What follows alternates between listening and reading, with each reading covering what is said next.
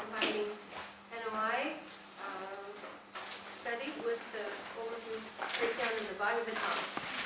So if you'll help, first take out your NOI materials, which include your study guide, as well as the Nectar instruction, as well as the charts that Srimad Mataji made.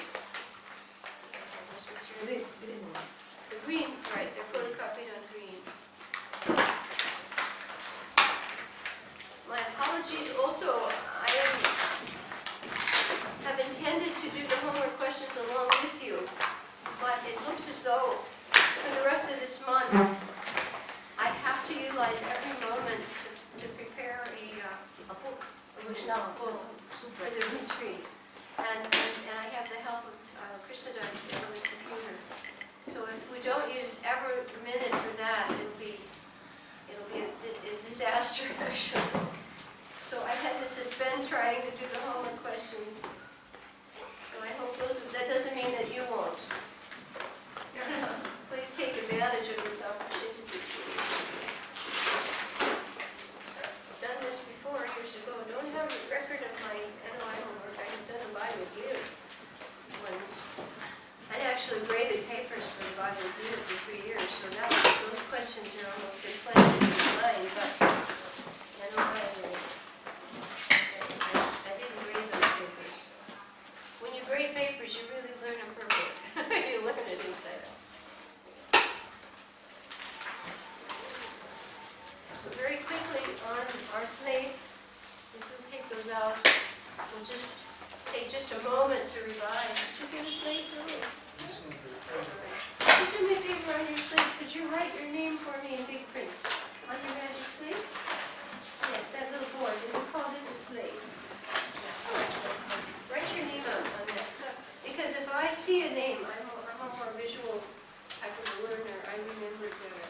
And that way everybody here, please take a moment to write names on the slate so that we all know each other.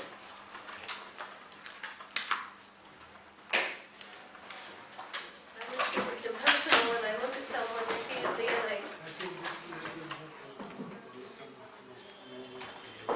Right, this is happening to a lot of them, but at least this part works. Yeah, a lot of them have I don't know why they have that. Okay, that's all. In other words, the point of it is to just write something quickly. Some are looking better. I don't know why we're getting defects like that. Some do it more than others. So, like, if you just quickly in block letters, just write your name, all right? Yes. That way, you can hold it up and everyone else will know your name. And they have held up, if they will write and hold up their slates, then you can see who they are. Okay, so that way, and block print is usually easier to read if you can do it like that. Small caps. Okay. Okay. You all have done it and hold it up? Okay. So your name is Sakshi Purush Das, okay? And hold it up so they can all see. That's it, Sakshi Purush. Because I heard the Sakshi part, forgot it, but didn't catch the Purush part. Okay, so then this is Sakshi and this is Kamala. Okay, say Hare Krishna to each other. Ready? Now you know who they are. And that is her sister, Radhika Priya Mataji. Okay, they are sisters, Sakshi Purush. And over there we have Gurangi. Yes. Gurangi. This is from Russian Mataji International Group here. The Iranian Matajis, the Russian Mataji. And then we have from Chowpatty family here. The little baby is here too. Is he here? Yeah. Okay, he's here. So we have the father, Anand Mohan. Okay? And this is Sakshi Purush. You can introduce each other now? That way, this is called ice breaking. They do this a lot in the Vriksha groups, right? Okay? And this is Shukriya. She works in the temple. Maybe you've seen her at the book stand. No, picture stand. Picture stand, right? See the book stand? And Neela Lakshmi works in the Samadhi book stall. Yes, So you probably see these two in the temple regularly. And I'm sure you'll see the others regularly as well, but Vasudeva Kutumbakam. Vasudeva Kutumbakam. Vasudev, who is that? Kutumbakam. Vasudeva Kutumbakam. We are. I don't follow, but I understand. That all of the world is just like Oro. Oh, And we okay. are different. And this is Rasamrita Mataji. Yes. And these are the two parents of Neela. Neela Madhav. He's sleeping now, or is he busy? He's doing his He's fasting. doing his pastimes. His pastime. And they have another little boy, Raghav, who does studies. Sometimes he's here for Gita. And then our tall gentleman, Ramanama, that's where we're going to lay with supplies. He's usually up there. And in a flash, he's got it down. You know, he's 6 feet something. And anyway, I don't know. But the son, Krishnadas, has been helping me on the computer. So it's not good to make apologies for being late, but I honestly, we really tried to squeeze as many pages out of the midday as we can. Okay, so we all have our slates, and on our slates, and we'll quickly show the structure, very quickly. The structure is presented in the Bhakti Shastri Guide of the Nectar of Instruction. There are 3 parts to this, and when we talk about actually writing, we see there are 3 parts to writing. If we're presenting something, we should have 3 divisions at least, if we have a topic. So we see here, yes, it follows. We're going to be coordinating this with our presentation, because as I come up with research from books on writing and reading, we're finding that many things apply to our Shastric study. And so these 3 parts are, the first one is Vaidhi Sadhana Bhakti, VSB. The first part is called Vaidhi Sadhana Bhakti. Okay, this is NOI. NOI, Nectar of Instruction, Upadeshamrita. The second part, containing 1 sloka, is Raganuga Sadhana Bhakti. This is developed for us because actually this book is written for the neophyte. Everybody begins at the neophyte stage, but it aims more to the madhyam, at least madhyam stage. So it's progressive. It's a very advanced stage is for the person who's already had glimpses of his form, Swarup, and perhaps of Krishna. Perhaps of Krishna. So Mataji, we can approach Raganu Bhakti by Sadhana Bhakti. Right. But some person just like to that we can directly achieve Raganu Bhakti. I had a nice explanation for that, and that is that in former times when the Goswamis were writing, it's an interesting point he's raised. This was brought up by Purnachandra in his lectures. He said we have to appreciate that in former times when the Goswamis were talking about, making a direct jump, they were talking about a culture that was different. Like Kali Yuga is a little bit more advanced now. And in former times, they didn't even need to make references as to the Shastra. The general public knew. The general public was versed.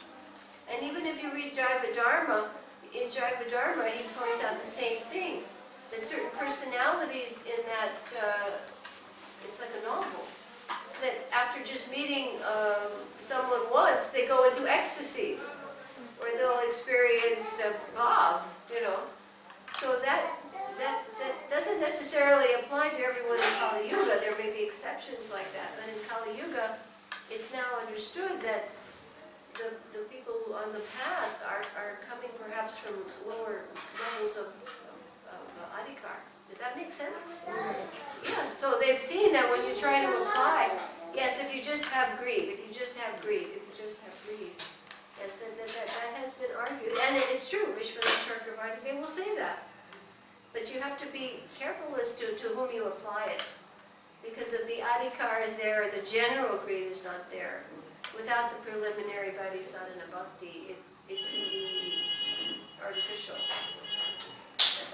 I don't want to get too diverted right now. If we could hold questions till a little bit after. If we're in the progress of doing our chart, is that okay? Is that okay? I don't know if that answer is helpful to you, but it's what I have understood. Is that all right? And it is there. It is there.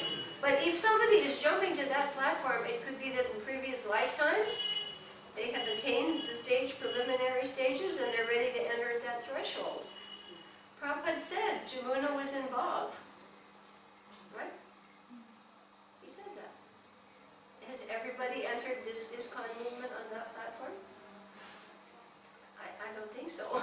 I mean, perhaps, but at least I haven't. Okay? So it depends on the eligibility, and that can be from previous lifetimes, right? And let's just say in this lifetime we don't accomplish our objectives, and then we take birth again. We continue where we are now, right? We don't have to necessarily go back to square one unless we make some major offense, either offense or some fall down. And those can be big deterrents. Is that helpful to everybody? Yeah. Obvious. I mean, you look at people that started like Gorgovinda Maharaj, Bhakti Churu Swami. They walked in Prabhupada immediately, put them on high, Swarup Damodar, immediately recognized, put them on high platforms. Not all of us are certainly on that platform. And that's not to say our devotion isn't ideal, because that's only Krishna knows. Only Krishna knows. The level, that is bhakti. What is your devotion? Krishna knows it. You can't judge somebody else's bhakti. That's between the individual jiva and the Lord. And perhaps the very realized advanced devotee. Does that help you? So, yes, it's possible, but not recommended in general. Why would Rupa Goswami go to so much trouble to define the process of sadhana? Right? Gradual. Yeah. Gradual and rigidly. Does that help you? Okay. I don't want to get too distracted here on our... Okay, go back to our little slate. So, Radhi Sadhana Bhakti, 7 slokas, Raganuga Sadhana Bhakti, 1 sloka, number 8, and 9, 10, 11 are Bhakti Bhakti and Prema Bhakti. Prema Bhakti. Those are verses 9, 10, and 11. Okay. So that we understood. And then we'll quickly go over, just from memory now, this is like an oral test for you. If you can give us the heading, section, or title heading, for the first sloka, the key words for this first sloka. So our first one was, do you remember, there were 2 key words, goal. Yeah, goal and right, we'll use a code. Goal and means. Means. What is the goal? And this is in the preface, right? In the preface, what is the goal of this book? And the means to attain it. And now for text number 1. What's this? Controlling. Yes, controlling the 6 urges. All of us as living entities misidentified with the material body automatically have 6 urges. So those are what we're starting with in the process of Krishna consciousness. We all have it. If you have a body, you have those 6. Now text 2, and I'm quoting a lot from Purnachandra's lectures. I found them very deep, actually. Text 2 indicates obstacles, 6 obstacles. First we had 6 pushings that are inherent with the material body. Now we have text number 2. We have the 6 obstacles. 6 obstacles. Yeah, it's 6, 6, 6, 6. You have 6 urges, 6 obstacles, 6 beneficial things, favorable, right? And then you have 6 exchanges. So we have the number 6 coming 4 times here. So for text number 2, what are the obstacles? And Purnachandra explained that these are manifestations of behavior that reflects those 6 urges. Right? Makes sense, doesn't it? If you have 6 urges that have to be controlled, and if to some degree they are not, they manifest as these types of obstacles. Does that all, you follow that? I thought it was a very good point. Yeah. All right? Then, what do you do in text number 3? There are 6 here, things that are favorable. And I think, what was the term they used? 8. 8. Okay, 6. 8. These are the practices that neutralize, offset, counteract, nullify those obstacles. right? You'll have the things that are going to manifest because of these natural urges. And if you have them, then what do you do about it? Well, you have to offset them. So you'll find in the book, both Bhaktisiddhanta and Srila Prabhupada, Krishna consciousness, whatever it is you do, you must do it in Krishna consciousness, because we found out that any other process is temporary and perhaps ineffective. Okay? Not complete, artificial, incomplete. So number 3, what do we do instead of being afflicted by these 6 types of behavior that will actually obstruct our progress? We are all here on a progressive path, and we've all submitted to the truth that we are conditioned, we are misidentifying. Everybody who's sitting here has that accepted understanding. That's the first step, honesty, humility. Yes, I admit I'm a conditioned soul. I'm embodied. That's proof. I have to then understand what the literatures are telling me, the diagnosis of my real problem and the cure. Right? These books are like medical prescriptions for the soul. And if we want to be healthy, obviously if a person goes to a doctor and he's sick, he obviously has the desire to be healthy. He may have difficulty following the prescription at first, but if he starts to feel results, then he'll be more eager to follow more carefully, more strictly, more diligently, because he's experiencing, yes, I'm feeling healthier. All of us here admit, can you not all admit that before you were devotee, would you want to go back to that kind of life? Anybody here? Anybody? No. I mean, when you think back, you don't even like to. I don't even like to think about it. I try not to. Even I take myself back maybe 4 years ago, 5 years ago, 10 years ago, and even within the process, I think, oh my goodness, how little I knew, how. So we have to be patient with ourselves and with others, because then you think, well, if you remember what you were like, then you'd be less likely to condemn somebody else, because who knows where that person is on the progressive path. Is that all? We're here admitting that we want to recover our original Krishna conscious healthy condition.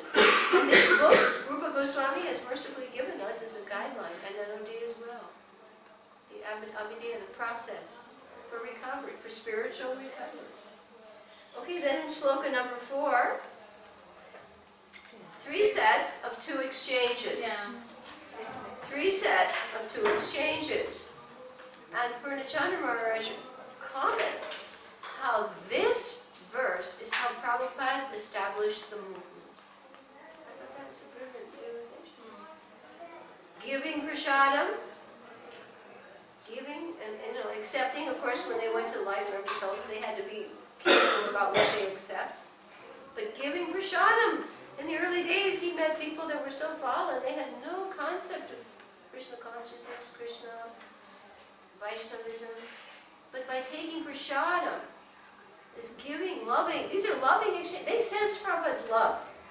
If you have a 69-year-old man cooking for you, cleaning, serving, food you think is so amazing you've never tasted anything like it, how could you not realize this man is giving so much?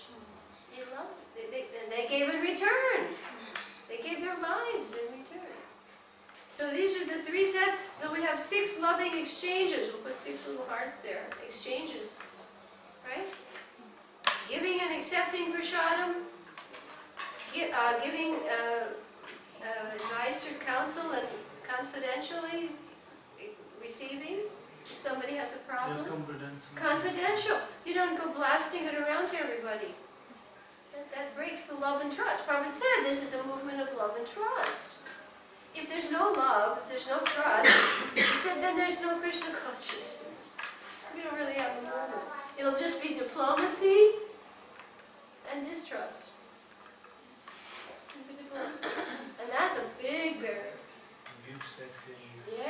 factionalism, sectarianism, fighting. These are not positive signs. And then the last two are charity gifts. So Prabhupada gave the holy name. That's the greatest gift. But even books, right? He would often give books, and we often like to give books as gifts. Good. Philosophy. And then he would say to people, perhaps you come to the temple, you can give in exchange a garland, something, a piece of fruit. You know, if you want to give a donation, whatever. But there has to be an exchange. If it's one way, that's not a lovely reciprocation. So I thought it was amazing how Prabhupada actually, this is symptoms of love. The next sloka, number 5, is very important because now we know that we want to have loving exchanges, but we have to know how to do it differently on different levels of devotees. So how many levels of devotees do we find? 3. We find 3 levels of devotees described here. And we enact with them differently. And that's true even in the material world. Right? According to if it's a friend, is a close friend, or acquaintance, or someone you don't know at all, or if it's someone very elevated, even in material estimation, you can't exchange a relationship the same. Right? So here we have to know the 3 levels of devotees and how to associate with them. And this is the madhyam, because the kanista cannot discriminate. That's one symptom. He can't discriminate, and basically he can't relate properly to devotees. He may appreciate the deity, and he'll go to the temple and worship the deity, but he hasn't realized that the deity is in the heart of another living entity. So his ability to exchange properly is not as good. And also, because he cannot imagine anybody knows more than he does, he's not really able to attract people so easily to Krishna consciousness, because that element of respect won't be there. You find if someone is disrespectful, then other people sense it, right? They pick it up. You know, this person spoke to me in a way that was unkind, or treated me roughly, or even did something worse. If an outsider experiences that, that's why it's important for us as representatives of Prabhupada to try to behave in such a way that people are attracted, not discouraged by our behavior. Reflected, oh, I don't think I'd like to be part of that. To that loving exchange. It's an obligation for us to act properly on the Madhyam platform at least, so that we can increase the number of people who are given mercy in this mission. It's a mercy mission. Okay, everybody understand that one? And so then number 6, again, this is progressive. Number 6 takes us to the topmost devotee and his symptoms. Pure, he's pure, that was the key word, he's pure. And how we should approach a personality like that. And particularly the things, and we'll be looking at those charts in depth today, the things we should not do. This is warning. Most of us are probably not on that platform, perhaps someone who is. And how do we deal with people who are very advanced? These are warnings. There are 6, I think there are about 6 warnings on her chart. Yeah. Things you don't do, not to know, because you have to be careful on a more elevated person, and anybody in general. Okay? The symptoms of pure devotee. And then number 7, the last one, the holy name. And the 3 stages of chanting, because the holy name is not different from Krishna. So obviously at the beginning, chanting would be in the lower category, offensive, and then the clearing stage, and then the final pure stage. And that final pure stage of chanting brings different results. The beginning stage will clear sinful reaction. The middle stage will bring liberation. But love will only come if the holy name is chanted purely. So this is very important. If we want love of God to be reestablished in the heart, it's now buried, then that perfected chanting stage has to be attained. We cannot expect with offensive or even clearing chanting to reawaken our dormant consciousness. That's sloka number 7. Now, number 8, this is the Raganuga. And this one is the essence of all advice. Essence of all advice. So in this one, we really see the symptoms. It's the symptoms. It's nothing to be imitated. One is constantly hearing and chanting and discussing Krishna. And where should you live and what should you do and how should you do it? These are the behaviors and the symptoms of Raganuga, sadhana bhakti. Then our final section, we'll be looking at the charts on most of these today, going through all those charts. What we write for number 8, which letter? Spontaneous. I think that was spontaneous. Just S? S, I think that was the code that we gave. You'll have to help me recall what we established as the code. S for spontaneous. Spontaneous devotional service. And again, it's more than just, I'm happy doing it or I do it willingly. That's always there. But on this platform, you have to do it. You can't not, you're driven. You're driven to do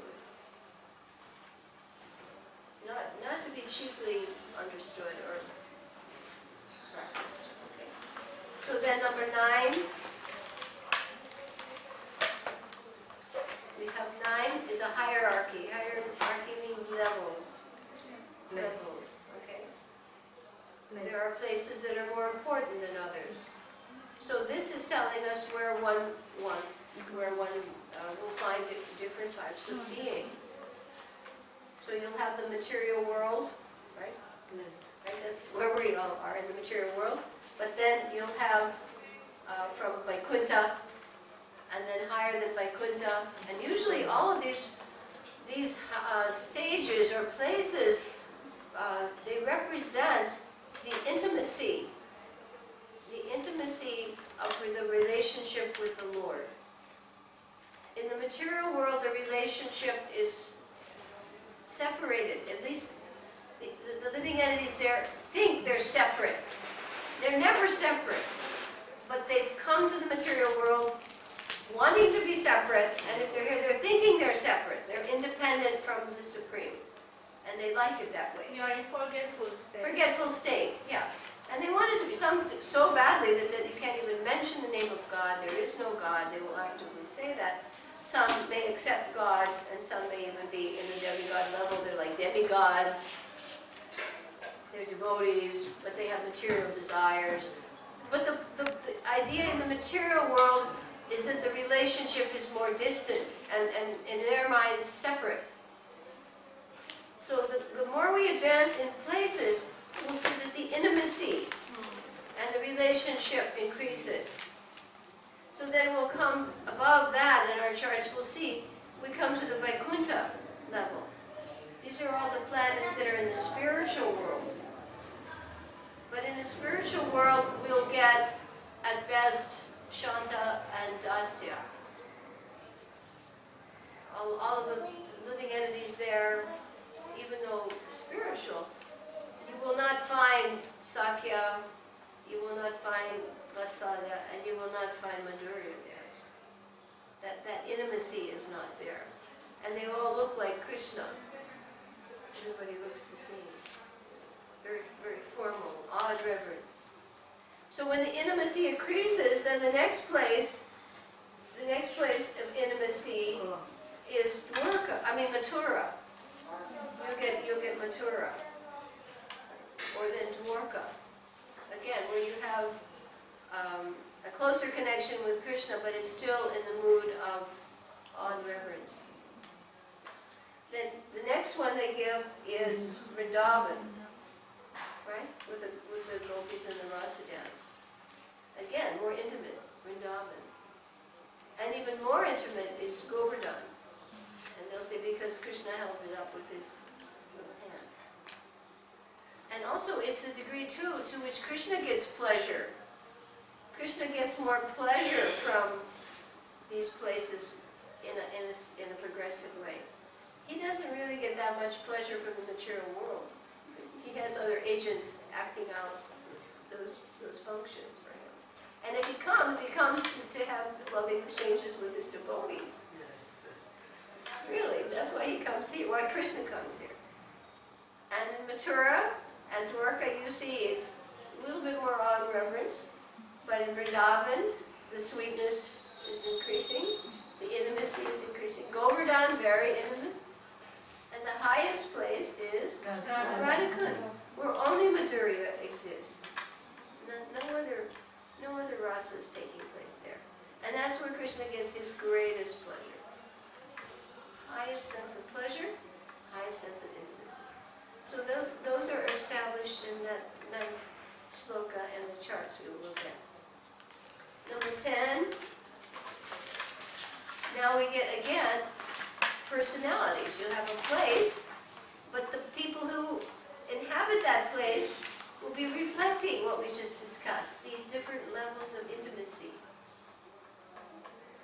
So in the material world, you'll have the materialistic person, obviously, whose just only goal in life is to gratify the senses. And then that's sort of the karmi, right? The karmic worker. And then those are those who are unregulated. But above that would be the one who's karma, or he follows the scriptures, karma. And then above that is the jnani, right?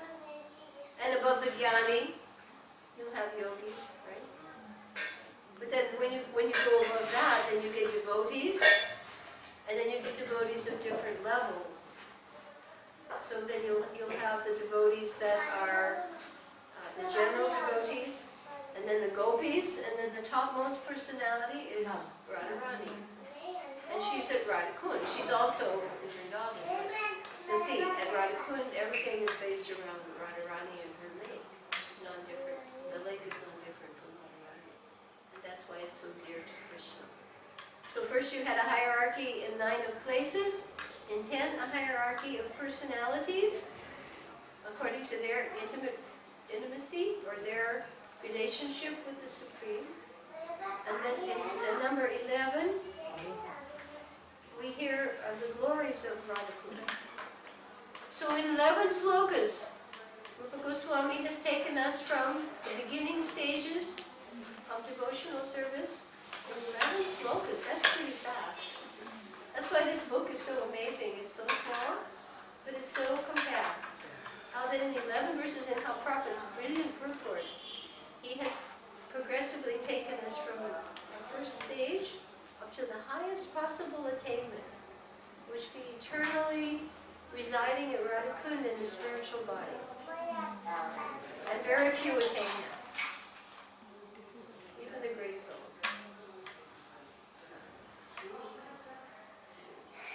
So what can we say?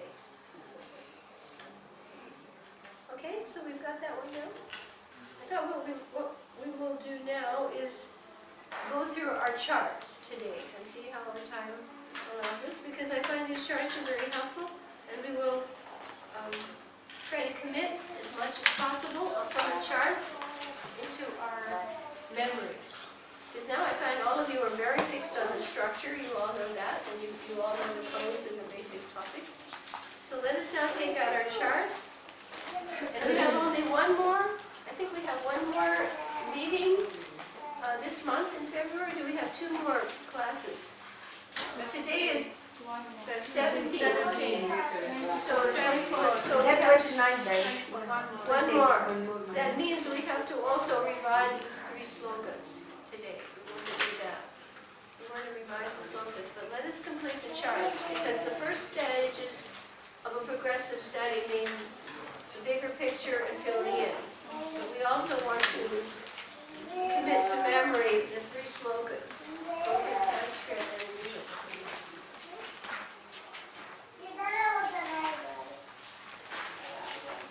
So we have 3 sets of green handouts. So the first set are the mind maps that Srimad has presented. So we'll take these out. And we have gone through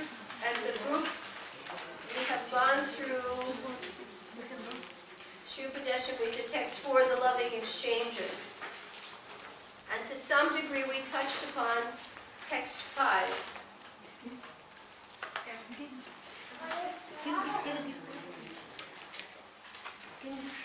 So I do want to move, we'll just revise text 5. It's one. That chart is on page mark 15 in your charts, okay? The other is the 15. And it's called Walkthrough Map, Shri Padeshamrita, text 5. And now what do you see? We want you now to speak. What do you see? You see bold topic. You know we're in text 5. You see a bold topic here, which is a quotation. What else do you see bold? So let us get a mental picture now. What do you see? Kanishta, Madhya, Kanishta, and what else? Madhya. Madhya. Do you have these charts for me? You don't have the charts? Yeah, it's in that packet. Oh, you didn't get a set. No, she has not done. Then I took. Oh, okay. Okay, if you can get one more set, Rasamita will give you a set. One Okay. more for Shukra. Yeah, I guess those were not for booze. Okay. Do you have your own charts? You didn't bring them today, is that it? Okay. That's okay, because she comes in from school. All right. So, what else do you see? Kanishta? Madhyama? And Uttama. Here, Correct. And count how many symptoms of the Kanishta are explained? 4. Four. 4 Kanishta symptoms. And how many Madhyam? 9, 9. And how many Uttam? 11. 11. 4, 9, and 11. Everybody agree on the count? Yes. Also, there are how many notes on Diksha? 3. 3 notes on Diksha. How many notes on chanting? 4. Okay. So we're going to go now, so let us repeat. How many points on the Kanishta? 4 points. How many points on the Madhyam? 9. And how many points on the Uttam? 11. All right, so obviously we can see that as one progresses, there are more characteristics. Yeah. Makes sense. More characteristics. More to say about it. And why is there mention of Diksha here? Why is this in this section? Why do we talk about Diksha? Kanishta also? But why is Diksha mentioned here? Because we have to follow. Yes, because you have to be able to discriminate as to from whom to take Diksha. Right? No one should actually force anyone to take Diksha from a personality. But one should help you understand the symptoms so that you make an enlightened selection, your choice. Right? If devotees have been forced, then that can backfire because if they're not happy, if it's just external and not an internal connection, it may push them away from the process. So it's very important to know these symptoms. So that helps you make an enlightened choice. And what about chanting? Why should we know about chanting? Why? It's the Yuga Dharma, very good. And also, does just any chanting produce the same result? No, we have to be aware that different levels of chanting are going to bring us a different return. If I go to a certain shop and it's known to have good quality saris or dhotis, I'll feel my investment is safe. If I go to another shop and it's lesser quality, I'm not going to get the same quality. So the quality of the chanting is important. And the quality of the devotional service is important. Because I can't get the same thing. I can't get the same result. Okay, so what we're going to go around now is we'll go around, each of us read one of the 4 points under Kanishta.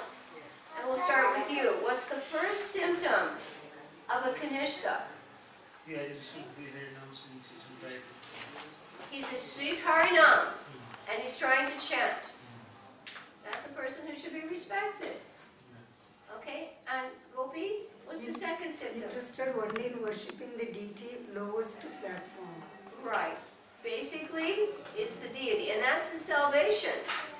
That's about the only thing he can really understand, the deity.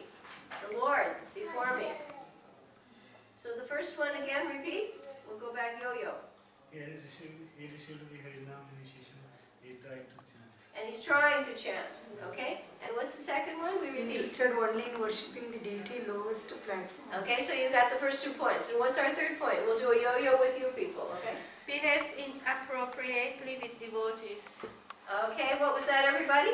Behaves inappropriately with devotees. Right. We're going to use our study method, which we're going to be explaining at the retreat. You hear a statement, you turn it into a question, and then you give the answer again. You restate it. That way 3 times. This is the process for thinking. Keeps the mind active. So the first person was what? Yes. And he is trying to chant. You see now, you'll be able to remember these points. If I just read them, no, it doesn't happen. Okay, second. Interested only worshipping the deities.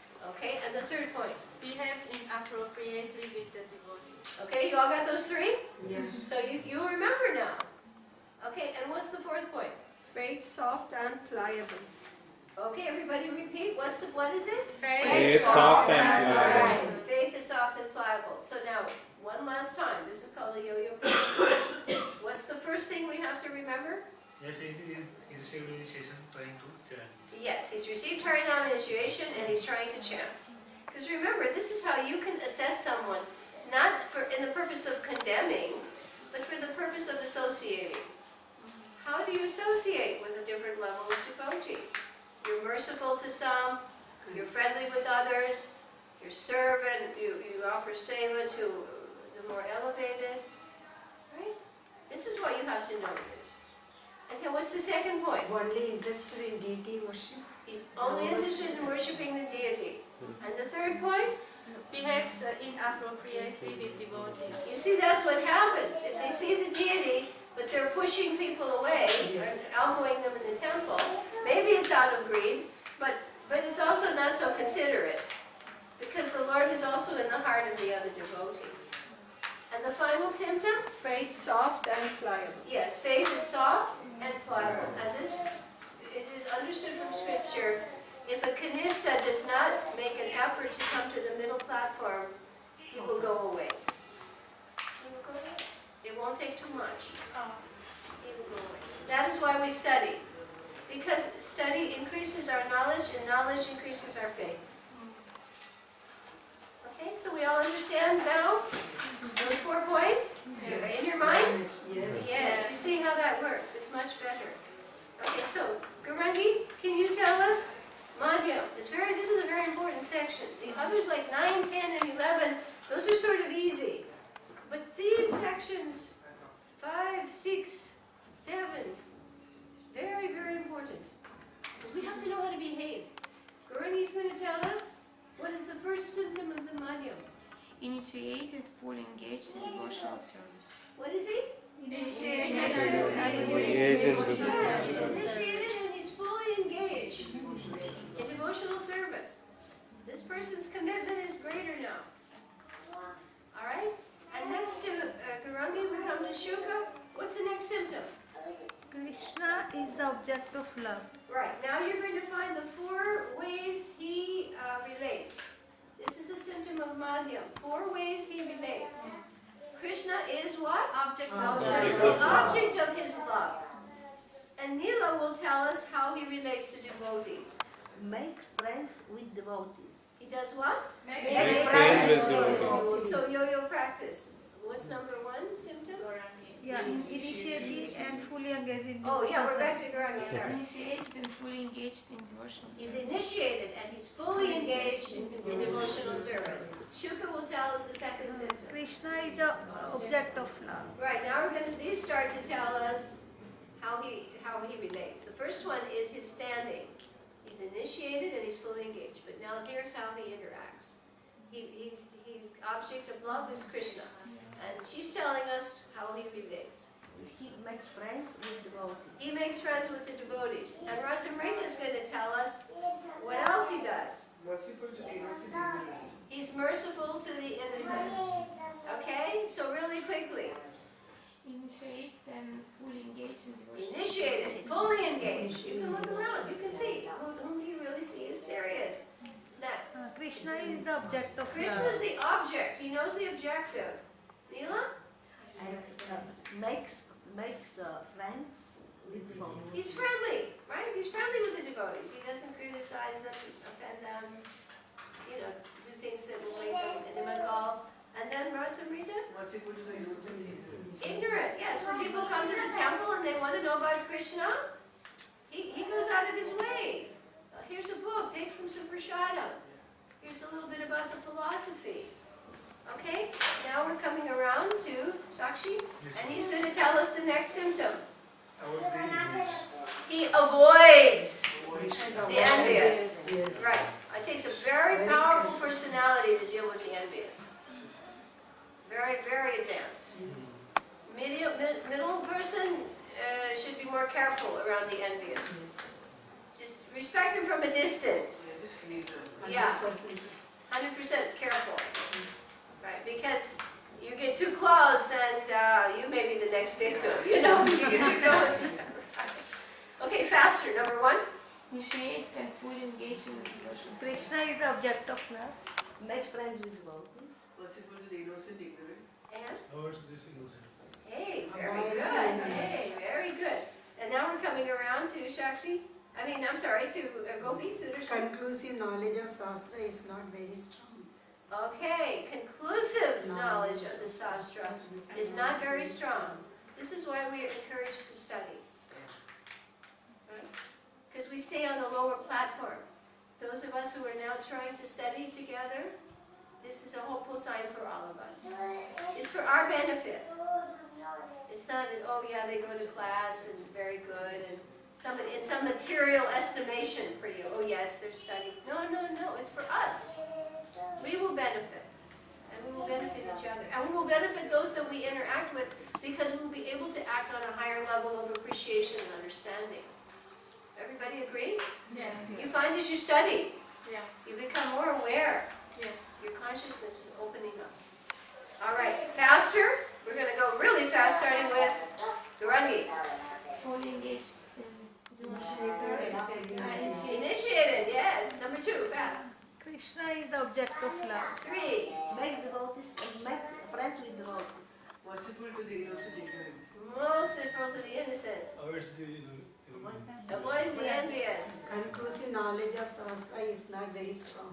Yes, and that's why we're all studying, right? Conclusive knowledge is not very strong. What's the next symptom of Madhyam? Firm faith in chanting the holy name. Yes, firm faith in chanting the holy name.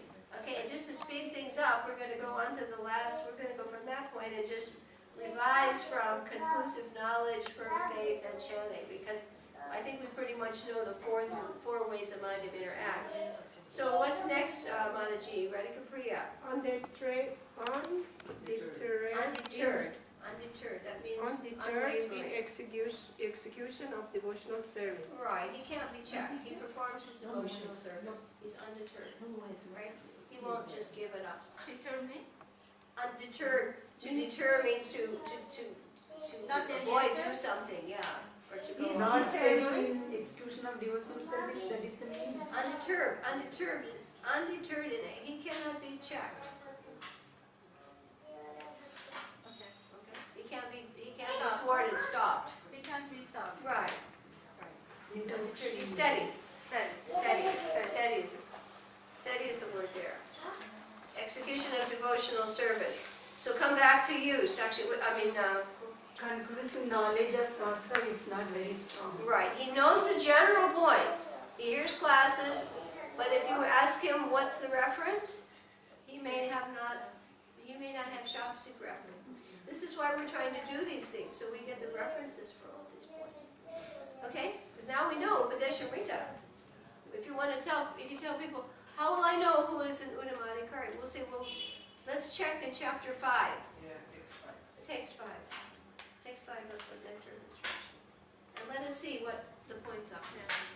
That way you can argue properly with people. You can give reference to the scripture. You just said, well, I know this. From where did you hear it? I don't remember. In a class somewhere. Right? And that's good. You have faith. But the other person needs to see it in print. Shastra. Okay, so now we know that. And the last one? Shraddhavan Staunchly faithful. Staunch. Staunch. Staunch means unmovable, like a rock. Staunchly faithful. Staunchly faithful. Person who is staunch, he cannot be deterred. He can't be shaken. They used to say that Raghunath Das Goswami's sadhana could be etched in stone. It was so fixed, just fixed.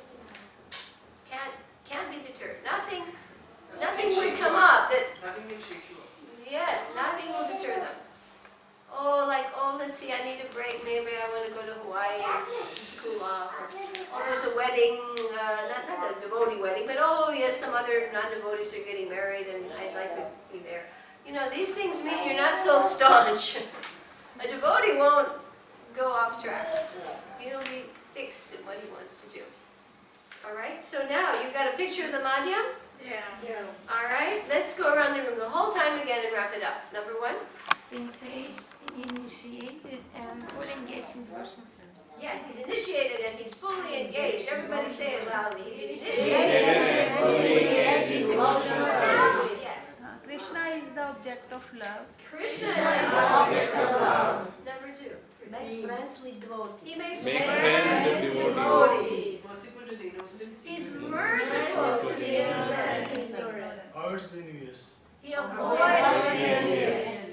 Conclusive knowledge of Shastra is not very strong. She should remember, this is good. Conclusive knowledge of Shastra is not very strong. Next. Firm faith in chanting the holy name. He has a firm faith in chanting the holy name. Undeterred in execution of devotional service. Undeterred in execution of devotional service. Finally back to Gaurav. Is Shraddhavan staunchly faithful. Yes, Shraddhavan, staunchly faithful. He's faithful. He's faithful. He's not going to leave Krishna. He's not going to leave his spiritual master. He's faithful. He may not be well aware of the scriptural references, but he cannot be deterred. He's fully engaged and he's faithful. Shraddhavan. Okay, you all got a picture of the Madhyam? Yeah. This is helpful now. You can see in the temple who you would find in different See the difference in ourselves. Yes, because now we know how do we want to move up, right? If this is a progressive path, we want to become ultimately to the Uttama platform, the Goswami platform. That's what this book is meant to do. This book is meant to take you from Sloka 1 to Sloka 11. That's what this book is meant to do. All right? So now, let us find out what the Uttama is like. So we start with an Uttama devotee over here. She's so serious. Okay, go ahead. What's the Uttama? What does it say? First line, what does it say about him? His association and service are most desired. Everybody, what does it say? His association and service are most desired. Yes, his association and his service are most desirable. If you want the best, you go to the best. Right? If you want diamonds, you go where they sell diamonds. Right? Not broken glass, as Dhruva said. If you want a diamond, you got to know what a diamond is, and you have to go to someone who's a trustworthy diamond merchant. So his association is the most effective, and service to him, because, I don't know if you know this, those whom you serve, you acquire their qualities. Yes. You know that? Yes. If you serve someone, you acquire their qualities. And also by service to the Vaishnava, according to the Bhagavatam, that is how the desire to hear about the Lord is established. By service to the Vaishnavas. How do we have a desire to study Bhagavatam? Yes, they're serving the devotees. It starts with that, service to the Vaishnava. And the quality that you want to develop, right? Yeah, through association. You develop. If you start serving somebody, it's a subtle thing. You start to develop those qualities. Service to Srila Prabhupada, service to your spiritual master. You develop their qualities just by rendering. It may not even be you're in their presence. You don't even have to be in their physical presence. You develop those qualities. Amazing. It's a very subtle science. Very subtle. All right, so now, Neela will tell us the first symptom.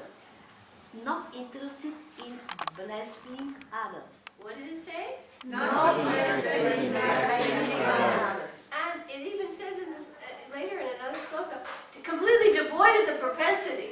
It's not even in the person. It's not that he'll check himself, oh, I don't want to say anything. No, it's not even possible.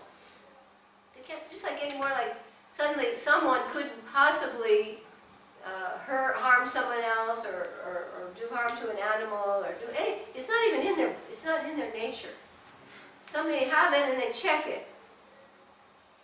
But the tendency here is not there. Not there at all. Okay? So the first symptom was his association and Service. yes, desire. And Not next, interested. Not interested. yes, now blasphemy of other devotees. Okay, and number 3? Heart is completely clean. Okay, and heart is completely clean. Heart is completely clean. Of most. Purified, pure-hearted, pure. If I have 2 containers here, and I say, okay, this ghee is pure, and this is not really ghee, it's mixed. Which one would you want? The pure Of course. It's just, but if I have water here that's pure, and I have water here that's impure, which would you drink? Right. So is it any different with this? No, it's even more serious. It's more serious. You want the right thing. You want the pure thing. We're going to just go around on this now so we can go through the other charts. Okay, what's our next symptom? Heart is pure. Sakshi, what is it? He's realized in unalloyed Krishna consciousness. Realized devotee. Unalloyed Krishna consciousness. He probably may even know his form. He probably may know his form and maybe even his eternal service. May not tell, but he will probably know. And the next symptom? Very seriously engaged in devotional service. How does that say? He's very seriously. Yes, you can tell which devotees are really serious. Really giving every ounce of their life breath. And next? Strictly following all regulatory principles. And what was that? Strictly following all regulatory Right, principles. strictly following all the regular principles, not just sort of wavering once in a while or off the edge. And next? Chanting prescribed rounds. Right, chanting the prescribed rounds. All of these things are clusters, following strictly the rounds. Okay, and Gaurani next. Always concerned with how to expand Krishna consciousness mission. This is a big one. Always concerned how to expand Krishna consciousness. This is the compassion. This is the compassion. Prabhupada said, if you want to be in samadhi, just keep thinking, how do I spread this movement? How do I spread this movement? And you'll see those who are really amongst our gurus even, how hard they work. Hey, what they sacrifice. So many places, this event, that, there, kirtans here, there.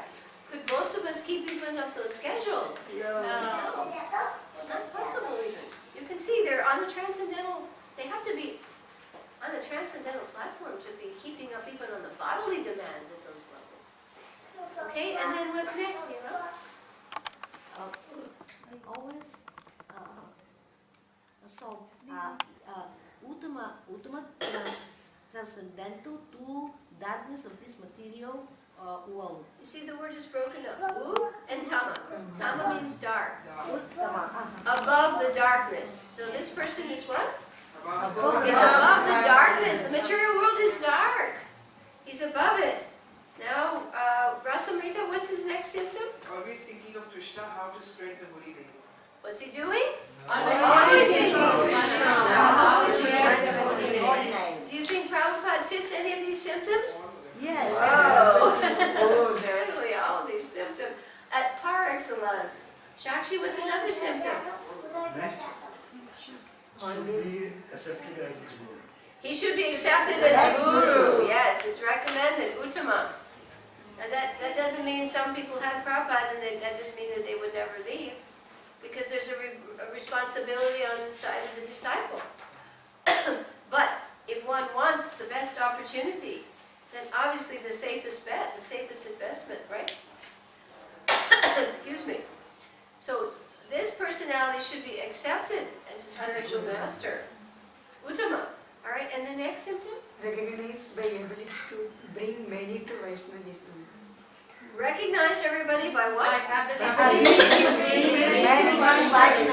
Yes, the potency is there. It's not an easy thing to bring people to Vaishnavism and get them to regularly perform devotional service and chant the prescribed rounds. If someone can do that, he has to be recognized.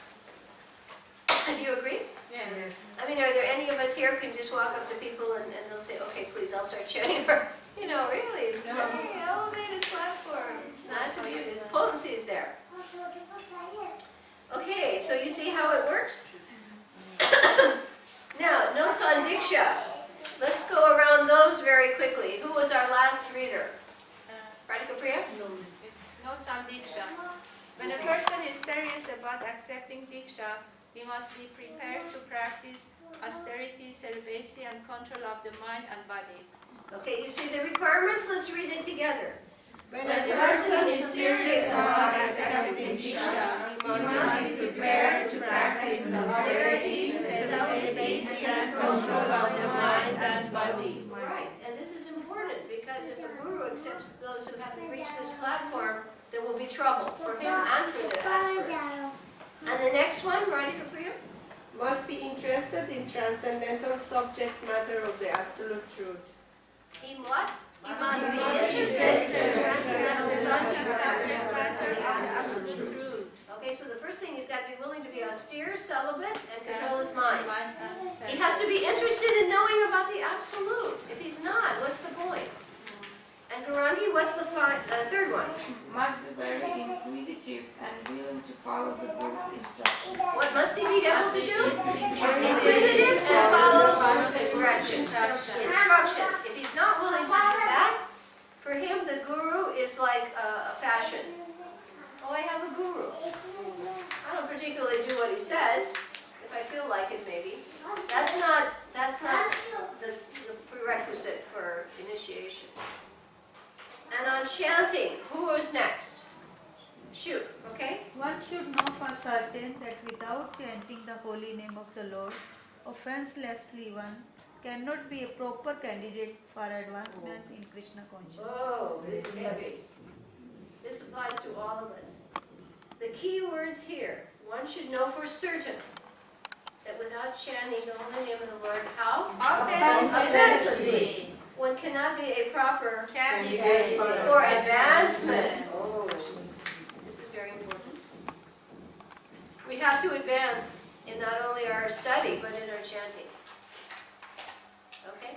Neela, what's the other point? So, anyone who is trying to advance in Krishna consciousness by regularly chanting the holy name should always be respected by Vaishnavas. By the Vaishnavas.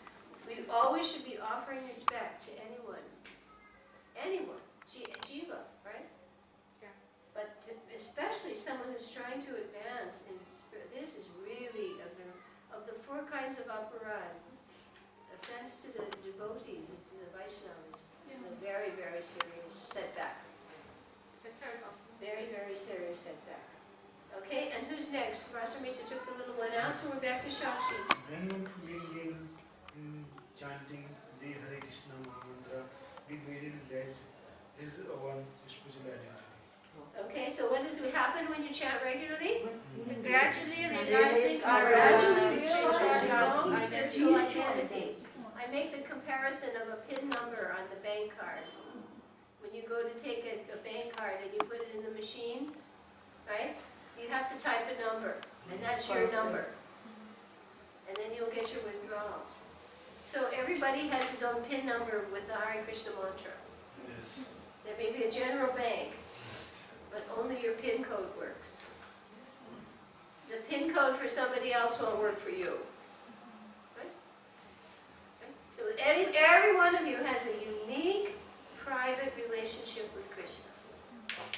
And by chanting, the holy name will reveal that to you. And that's between you and Krishna. It's your personal, and when you think about it, it's wonderful. Countless living entities, but Krishna cares about me too, right? Krishna cares about me, and I have my unique relationship with him. And by chanting, I can find that out. And our final point here. Unless one faithfully chants the Hare Krishna Mahamantra, Krishna does not reveal himself. Faithful service begins with a tongue nama, only prasad. All right, well, how does faithful service begin? With tongue. The tongue, two ways. It vibrates the holy name and it tastes prasadam. This is the beginning of our spiritual life. Beginning of our spiritual life. Okay. Quickly, let's find out what we don't do now that is topmost devotee. On chart 6. We want to quickly get through these important charts. What do we say no to? We have 6 things that we say no to. This is 6 warnings against offensive, materialistic mindset, and behavior.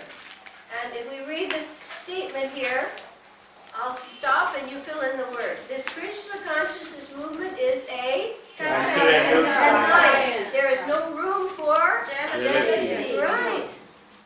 It is meant for the Paramahansa, who are completely free from all jealousies. As soon as anyone becomes envious, he falls from the platform of Paramahansa. Yes. So you see why the advanced devotee is devoid of the propensity to criticize. Because he won't be Uddhava anymore. He won't criticize. He knows the danger. And he doesn't even have the tendency for it. Okay, so you appreciate now the importance of transcendental science. No jealousy here. We say no to what? Now let's look. We have 6 no's. And let's just say, I have a little tip here. Body, birth, and behavior. Okay? Yeah. Body, birth, and behavior. 3 B's. Yeah. Bodily defects, birth, and behavior. Right? You don't want it, and let's look at the other one. Materialistic vision. Mistreatment. Mistreatment. And the other one is try to correct, advise, or discipline a superior. Thank you for coming. I hope you found this helpful. Good. All right, don't forget to take your prasadam, remember? Prasadam and the holy name. Okay, so these are ways to remember something quickly. B. What's your first B? Behavior. Body. Body. Next? Birth and behavior. Body, birth, and behavior. And what are these 2 M's? Materialistic vision and mistreatment of an empowered devotee. You don't want to do that. And our final one, we want to not do 3 things. No to discipline, advise, or correct. Don't try to discipline, advise, or correct. Unless someone asks you for advice. Prabhupada would do that. He would say something and he would turn to his senior man. He didn't want them to just be gophers. Gopher means I go for it. I tell you what to do, blind following. He wanted them to think. And perhaps he would accept or reject a suggestion. But he often did request advice or correct a superior. If someone's more advanced, then you try to correct that person. You say, why are you eating with your left hand or something? I don't know. Maybe we got a joke. Krishna even would eat with the left hand. And Brahma thought, what's this boy doing? He made a big mistake. Okay, so body, birth, and behavior. Materialistic vision and mistreatment. Right. And the last one? Discipline, advice, or correct. Okay, you got that one pretty quickly? You can see. And then we'll go around and just read them really fast, starting with actually the first points under criticism of the bodily defects of a Vaishnava. First point. Yeah, one should not criticize. One should not criticize bodily and defectiveness. Yes, the main consideration is his what? pure. The purity of his service. It's an internal thing. Yes. Number 2. To consider a Vaishnava's bodily defects is offensive. Such an offense is very serious, dangerous, and obstructive. Right, you may see the bodily defects of a Vaishnava. Is that a very good thing to do? No. Oh, he has pimples, or he's too fat. Oh, be careful. Okay, what's the next? We're going now into no to criticism or neglect even of birth. Because this is a problem often you find. Okay, go ahead. The Goswami title is not hereditary. It is a question of qualification. What is it? It's Qualification. Yes, it's qualification. It's not it's a title just by birth, automatic. Radhika Priya next. Goswami family devotees and devotees born in ordinary families should be treated equally. Okay, equal treatment. Either it's a family line, or if it's devotees born, or even if they've been given the Goswami title. Because often that's a problem. Prabhupada did that. When they come here, they wouldn't accept Westerners with a Goswami title. They said, no, you have to take birth in a Goswami family. But Shastra does not uphold that. Next one, Gurangi. To call a devotee American, etc., and discriminate on such grounds is offensive.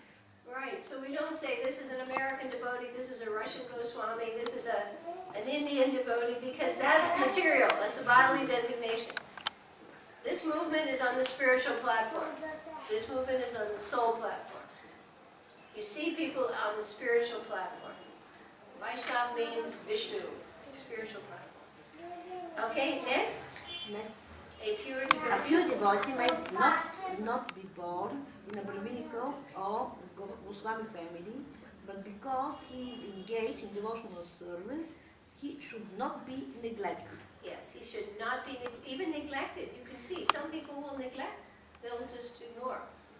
This is not a problem. Okay, and we'll come back to Shakshi. Yes, Mother. No to One should criticism of not behavior. criticize, Okay. but overlook such defect in consideration with the devotees and solution to it. That's right. This is coming from Bhagavad Gita 9:30. Sadhariva. Right? Even if you see some kind of behavior, if this person is engaged in devotional service, then you will rectify. The process will rectify. So even if he's seemingly engaged in something, he should not be criticized. Okay, especially that was true of Lord Nityananda. Lord Nityananda did some very unusual things. But if anybody criticized him, his spiritual life is doomed. Lord Nityananda, my goodness. You can't tell sometimes. Lord Nityananda's behavior, he used to get into the Jamuna and slap crocodiles. Who can do that? Even get near a crocodile. You can't imitate that. Okay, and Radhika Priya, we're going to number 4. What do we say no to? Say no to materialistic vision. Okay, first point. One is superior or inferior according to his spiritual development in Krishna consciousness. One is forbidden to observe the activities of a pure Vaishnava from a material point of view. This is very injurious. Yes, you do not observe them from a materialistic point of view. And Garangi, what's the next thing you should not have under material vision? One should try to see the internal future and devotional service of such a devotee, and in this way be protected from offensive mentality and himself become purified. Right, you should look at the internal development. External features, the materialists, that's all they go by. The kind of body you have, the kind of birth you took, the kind of clothes you wear. I mean, I know Purnachandra mentioned this too in his lecture, and I remember that too from being before a devotee. If you wanted to be appreciated, you had to wear a certain kind of watch, right? A certain kind of shoes, certain kind of shirt, what label is inside. Completely external. That's the whole much. That's all they can judge by. Wealth, external vision, internal qualities. They don't even have a way to assess that. And what's the next point? Those who think that Krishna consciousness is limited to a certain section of people, a certain section of devotees, or a certain flame are generally prone to see externally. Such people are called neophytes. Yes, the neophyte devotee. So here again, be careful. This is external. What country you come from. What guru you have. We even see that. Some people, oh, that's their guru.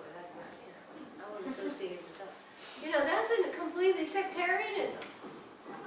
You go by the internal features, the devotional sentiment of the devotee. This is a Kanishta symptom. If it's sectarian means, I'm still on the bodily platform. Oh, that's a Mataji. She's not important. Or that's a little kid. Forget it. He's a little boy, but this little boy, 10 years ago, who knows what he was? How old he was? What he did? We have no idea. You have to see on the spiritual platform. Okay, and next we're back to Shakshi, I think. Did we, right? This one. Yeah, go ahead. Yes. An empowered person who is actually engaged in the confidence and service of the Lord should not be treated as a non-devotee. Okay, everyone? An empowered person who is actually engaged in the confidential service of the Lord should not be treated as an ordinary human being. Right, they're not. And the next one? One should not be jealous of an empowered Vaishnava or try to bring him down to his platform. What should we not do? Should not Be be jealous of an empowered Vaishnava or try to bring him down to his platform. Yes, this is what's very dangerous because the neophyte is around an advanced devotee. And what's the first tendency of a neophyte? To criticize. Oh, look at them. Why is everybody offering him so much respect? Why not me? This is why we're here. We feel that way. And people, that's why devotees, even when they get together and they're neophyte, there's criticism, because that makes some people think they feel better. I feel better by bringing him down. But nobody elevates himself by bringing somebody else down. You degrade. You degrade. Okay? And next, Radhika Priya, are you here? Or who's next? Sorry, come on. Say no to attempts to discipline, advise, or correct. It is an offense to consider an empowered Vaishnava an object of disciplinary action. Right, Prabhupada went through so much, really. Padma was saying how they even tried to stop him from buying land. They were paying people in Jabalpur not to allow the sale of land. So Prabhupada, this was really obvious. This is a serious thing. So, and what's the next thing? It is offensive to try to give him advice or to connect him. Yes, you don't do that. Only a neophyte will make those kinds of blunders. Very dangerous. Okay, text number 7, really fast. This is text number 7, and we know this one's about the chanting, right? So here we have scientific process for gaining our what? Pure consciousness. And it's ours, it's inherent. It's right now, we're still in a diseased state. And read after me, the conclusion is that in order to get free from the material Disease. one must take to the Chanting. of the Hare Krishna Mantra. You must, because that's the solution, is the Yuga Dharma, how to get rid of the disease. We're becoming cured now, but we want to get fully well. All right, now our distaste, let's see how it's an analogy. This whole section is analogy with jaundice and sugar. How many of you have ever had jaundice? I have. Anybody ever had jaundice? 3 years old. It's true, you taste something sweet and it's bitter. And everything you see is yellow. Your eyes are yellow and whatever you see looks yellow. So this is a very appropriate comparison because in a diseased state, hearing about Krishna or the holy name, there's no sweet relish there. So that can give you some idea if you're still getting well or not. If you're getting well with jaundice, and they say one thing you take with jaundice, it doesn't have to be sugar candy, but you do need to take something sweet. You have to do other things as well. But you need to put sugar back into the bloodstream. You know, you had to put some sugar. It's one of, actually, I had it very seriously, and I had to do more than that. I had to take other medicines as well. But you have to put some sugar into the body. And gradually, the sugar's not bitter, and then you'll know, oh, I'm better now. Okay, so what is the first symptom, starting with Shakti, of the disease state? Yes, Mother. There's no what? Illusion was Yeah, point. There's what? No taste. No taste. For chant. no taste for chanting Nam, hearing about Krishna. Right, so if you don't want to hear about Krishna or have any taste when you chant the holy name, you know that you still have to remove the illness. And what's the next symptom? Everything tastes bitter. Right, everything in Krishna consciousness tastes bitter. Now I'm sure most of us sitting here would not say that, or we wouldn't be so trying so hard. It's tasting sweet. We're all here because this is sweet. And Kamala, now we have the cause of the disease. Individual and Ignorance. collective. Individual, what's the first thing? Ignorance. Ignorance. Yes, ignorance is the root cause. And we're trying to correct that with knowledge. What's the next cause, individual? Forgetfulness of Krishna. Right, what is it? Forgetfulness of of Krishna. And 3, Gurangi? Attraction to external energy. Right, attraction to what? External External energy. Oh, yes. Oh, look at that big, beautiful car. I wish I had one. Or look at that wonderful house. I'd like one like that. This is attraction to the glare of the external energy. Devotees have less and less of that as they advance.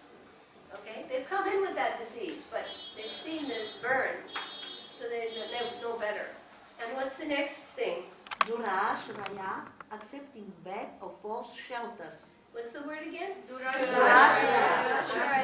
Shelter. Bad. Word means bad. Yeah. If you take shelter of friendship, society, or love, the Prophet says, a death, will that save you? No. So that you're taking shelter of a false shelter. Fallible soldiers. They're also bewildered. They can't really help you unless they're in Krishna consciousness. Okay, and the last one? Inability to It's actually, Inability to understand mistake net. right. Your inability to understand mistakes. understand your mistakes. I know for a long time in Krishna consciousness, so I mean, I was doing things now, and I look back and I thought, oh my goodness, how did Krishna keep me so long when I was doing things like that? You know, unaware. These were serious mistakes. Okay, now let's go over to collective problems. What is the collective problem here? atheistic leadership. Okay, what is wrong now? Atheistic leadership. And what's the first thing under them? Blind. They're blind. Yes, most people are now, I mean, how many leaders in the world do we have that are Krishna conscious, aside within our society? Heads of government, heads of state, blind leaders. They're on the bodily platform. They have no knowledge of the soul. Okay, Kamala? Bhagavad Gita 7:50. Miscreants who are grossly foolish. Yes, they are grossly foolish. All right? And, all right, Gabriel? Personally never surrender to Krishna. They personally never surrender to Krishna. And the last thing? Oppose those who try. They even oppose those who try. That's really, that's the atheist. Right. You get the categories, the grossly foolish, the mudha, those who are blind leaders, those who never, these are all people of 4 kinds who don't surrender to Krishna. And we'll find out the cure is, we have Neela telling us. Krishna Mahamantra. Chanting Hare Krishna. Oh yeah, who was that? Radhika Kapil, sorry. No, I will. Okay, Neela. So, chanting Hare Krishna Mahamantra and hearing Krishna's transcendental pastimes with great care and attention and avoiding the 10 basic offenses. This is easy and Easy beneficial. and beneficial. Relief from all misconceptions. Freedom from blazing fire of material existence and material disease. Okay, so first they give you the criteria. You must chant Chant. the mantra. You must hear what? Krishna's Krishna's pastimes. And how did you, what else must you do? Avoid Avoid the 10 offenses. And what is the result? Relief from all misconceptions. misconception, freedom from material desire resistance of and the material disease. So this is the practice, and this is the result. All right, and where do you find this in the heavy type? Where to find? ISKCON. ISKCON. The Krishna consciousness movement is especially meant For for creating an atmosphere in which in which people can take to the chant chant of the Hare Krishna mantra. mantra. And you think about it, all of us, no matter whatever difficulties we have in the association of devotees, would we make it without that? Not very well, not in this age. Right? So where to find ISKCON, where to find all this help? And so here we have the stages. This is very important. What's your first stage of development? Shraddha. Shraddha. And then sadhana. Sadhana. This is the temple of Sankirtan. Bhajana Kriya is what? 16 60 rounds. rounds of 4 breaths. And then the Najana Vritti? Yes. You'll see here, getting right. And then Nishta, you're fixed. Ruchi, taste. Asakti, attachment to Krishna. Here the shift from after Ruchi, before Ruchi, you're attached to Seva. Yes. But in Asakti, the attachment is to Krishna. Okay? And next stage is Wow. Bhava, the healthy state. And you will see preliminary state of Labu. The conditioned soul becomes free from what? Material existence. He loses interest in the bodily conception of life. That means material opulence, material knowledge, etc.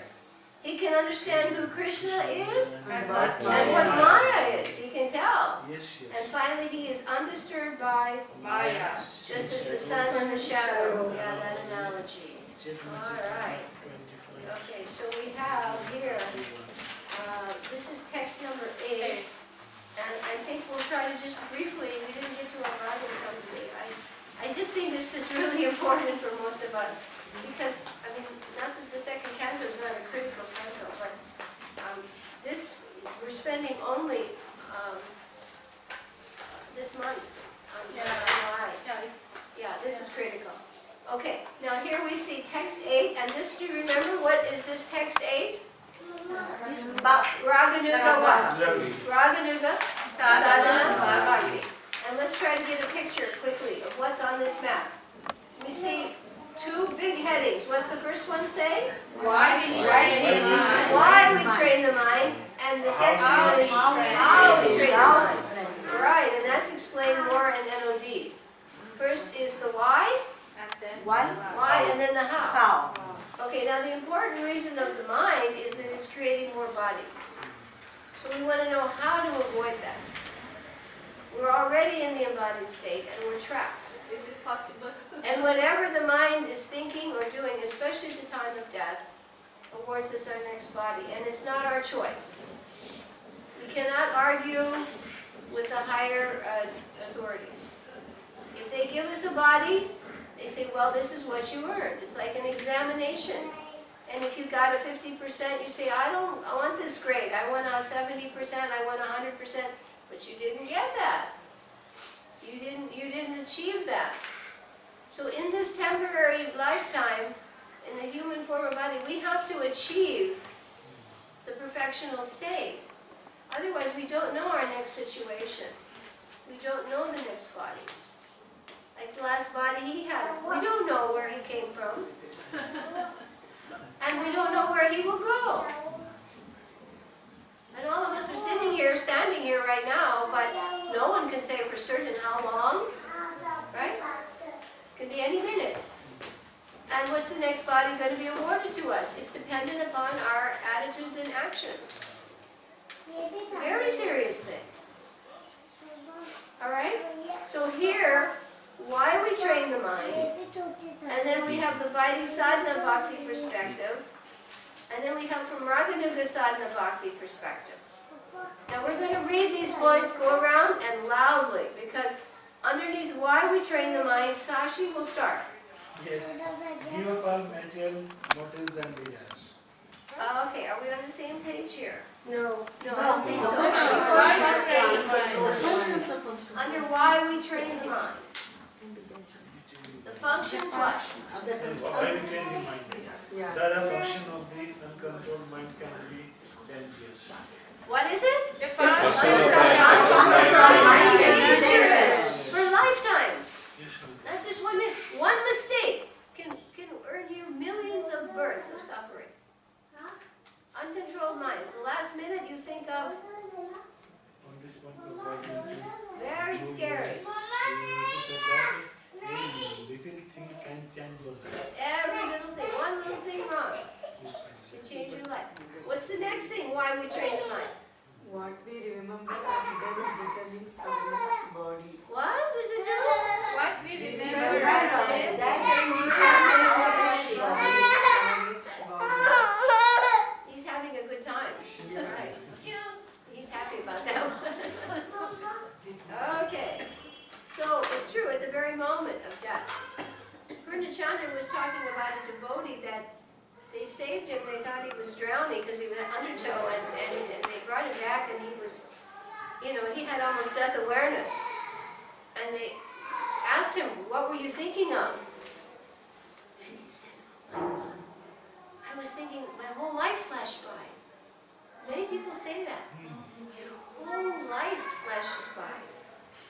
And then I can't remember what he finally admitted he remembered, but it was some silly thing. I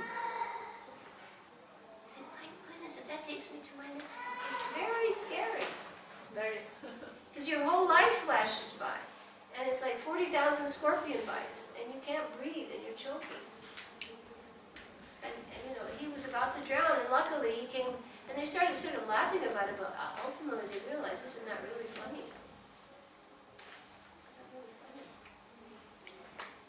Ready? Who's next? Come. Therefore, Srila Rupa Goswami advises us to train the mind so that it cannot but think of Krishna. Right. So what is the advice of Rupa Goswami? Training our Training minds in a way that Only is think of to Krishna. about Krishna. At all times. What's that injunction? Always think of him and never Forget him. And this is why, because for that one moment that you do, that may be the very moment you die. Yeah. Thinking of a pet cat. It's scary. Ready, Kapil? Similarly, he tells us the tongue should be trained to speak only of Krishna and to taste only Krishna prasad. So what are the things? The tongue does two things. Speaking about Krishna and Krishna prasad. Yes, spiritual life is based on the tongue. And that's one of the loving exchanges. Right? Giving the holy name as a gift and accepting Krishna prasad. Those are 4 sets there. Okay, and Gurangi, what's next? We're going to go to the next column. How do we train the mind? Under Vaidhi Sadhana Bhakti, how do we train it? Give up all material motives and desires. What do we have to do? to give Give up up all all material motives and You desires. have to give them up, because if you don't, guess what? But You get another body to go with it. Krishna awards you a desire. Oh, I'd like to do this, I'd like to have that, I'd like that. You get the body to do it. Nature will give you, okay, if you want to do that, I give you a body so you can do it. And maybe we get the body, but we forget that what we desired and we completely deviate from that. Absolutely scary. Yeah. You have no idea. This is so dangerous. Prabhupada, if you listen to Prabhupada regularly, you see, this is so dangerous.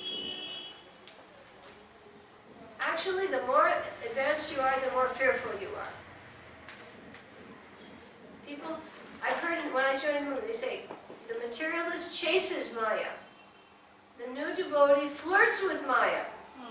But the advanced devotee runs from Maya. Materialist is chasing it. You see the new devotees flirts with it. Oh, it's okay if I do this, or I take a break, or I want this, or I take, Advanced devotee, Bob, wait, 1 minute, 1 second. No break. Too dangerous. It could mean another body. Very dangerous. I heard Prashanta say that. She said, the more I study, the more terrified I become. She's writing the VIG. Who's to speak of us? Okay, who is next? So, engage in regulative devotional service according to the directions of Scripture. So this is what you have to do. Engage in regulative devotional service according to the Directions of the scriptures. And And back to Sakshi, what's the next thing you have to do? Yes, especially following the progressive regulatory principle, namely chanting and remembering Krishna extras. Follow progressive regulative principles. It is progressive. You may be on a stage where you can't do all of the things, or according to your varna or ashram. Yes. It's different, right? A sannyasi has different expectations from a grihastha. And whatever is according to your progressive stage, you follow that. And what's next, Gopi? One has developed true taste and attachment, he can try to live in Vrindavana and spontaneously serve Krishna's lotus feet. Take to path of Raganuga Sadhana Bhakti. Okay, so here it's recommended to live in Vrindavan, if you can, safely. Develop true And taste develop attachment. spontaneous service to Krishna's lotus feet. Now Kamala will give us the first step of the Raganuga platform. One should reside in Braj, if not physically, mentally. Right, it's where your mind is. You can be in Vrindavan, and you can be longing for New York. And you can be in New York, and Prabhupada used to say, I'm always in Vrindavan. You are where your mind is. Right? We could be here, and somebody thinking, oh, when is this going to end? Yes. And somebody may be thinking, oh, I really need to know this. The mind is where you are. Radhika Priya, what's next? Under the shelter of an advanced devotee there. Yes, you should be under the shelter of advanced devotee. And it doesn't have to be that you're physically sitting next to, by studying Prabhupada's books, by reading the Goswami's literatures, you're actually in their association. You associate with the mind. They say even if you're thinking of another person, ill or favorably, you're in that association just by that thought. And I remember Prabhupada said, I heard him say, he was talking about a book by a materialist. He said, just by reading a book of even a material, you pick up the mood. It's like a crystal. You pick up the mood of that person who wrote the book. So Prabhupada's books, that's why we have the blessings, and Rupa Goswami's literatures, we are in their association. We're under their guidance and shelter. Okay, Gauravi? Absorbed in remembrance of Krishna and his associates. Okay, absorbed,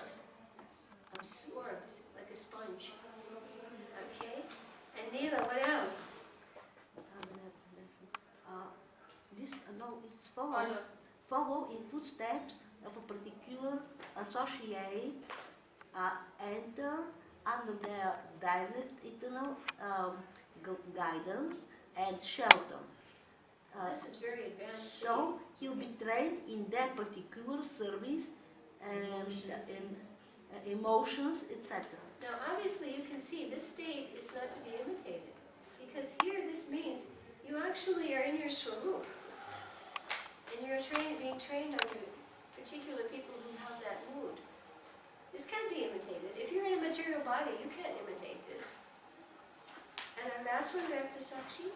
Yes, ma'am. This method is applicable both in the stage of sadhana and sadhana. Sadhana and sadhya of Raganuga. Yes. Okay, so here we have our progressive stages at the bottom. Let's go along the bottom row here. These are the technical terms of your Shravanam, Varanam, Saranavasta, Samadhi, and Sampati. And at the bottom here we get the stages of remembrance. So we're probably at this first stage, recollection. That means our remembrance of Krishna is interrupted. Interrupted. Next, Meditation. what's the next one? Absorption. What does absorption mean? Uninterrupted. So what's your first one? Interrupted. Next is uninterrupted. That's absorption. Then next is what? Concentrated, like sugar candy, right? You start to boil down the sugar candy juice. And now it's getting what? That's called meditation. Dhyana. Right? Okay. I think the first one is Shravanam, and the next one is Dharana. And then the next one is Dhyana. And the next one is it's called Anusmriti, Dhruva. Like Dhruva was fixed. Dhruva Anusmriti. This one is constant remembrance. Anusmriti, you see the word? Anusmriti. Expanded, constant meditation. Expanded, constant. And the final one is what? Trance. Trance. And that is called what? Samadhi. Samadhi. Uninterrupted. They say it's like if you pour a stream of honey. If it not It doesn't, there's no break. Yeah. If you pour a liquid or something else, there'll be a splash. Honey, if it starts to pour, no Not break. great. And believe it or not, Samadhi is not the final stage. There are higher stages, up and up, and they can take yugas. You can see we're struggling even with remembrance here. So, interrupted, and then what? Uninterrupted. Then Concentrate. then expanded, Expand. constant Constant meditation, meditation and trance. Trance. Okay, so we'll stop here, because we've gone over time, and we started late, that's my apologies to you. But put the recollection details on the platform, put the first recollection. Yes, if any of you have the book Harinam Chintamani, Yes. I recommend you check the final section called Confidential Bhajan. And these 5 stages of remembrance are fully described. And then in the next heading it talks about apana. And this is the stage beyond trance, samadhi. And Bhakti Vinod Thakur writes, he said the jump from samadhi to apana is the stage where you start to engage in your service. He says this can take yugas. This can take yugas. So we can never take it cheaply. If you really read the literatures carefully, attentively, thoughtfully, with sincere desire to understand, you'll see this is not a cheap, simple process. The process is simple, but the progression is gradual and it's Difficult. difficult, yeah. So I think all of you, I recommend Harinam Chintamani, and the follow-up book to that is Bhajan Rahasya. And Bhakti Vinod wrote Bhajan Rahasya, and his son Bhaktisiddhanta wrote the introduction. And I remember reading in the introduction, and he said that this book is for those who have no more connection with the body or the mind. Bhakti Rahasya. Is it Bhaktisiddhanta? You have no more psychological, physiological connection with your body. This is very high I stage. say. So pardon me that I've gone over, and pardon me we have not gone into a Bhagavatam, but I think that you are getting appreciation of this small book.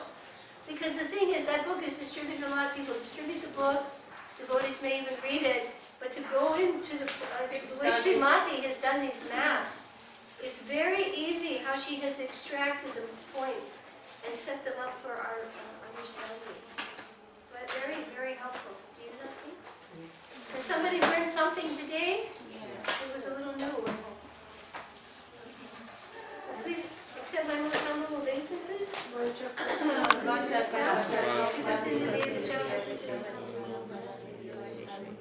praise to Srila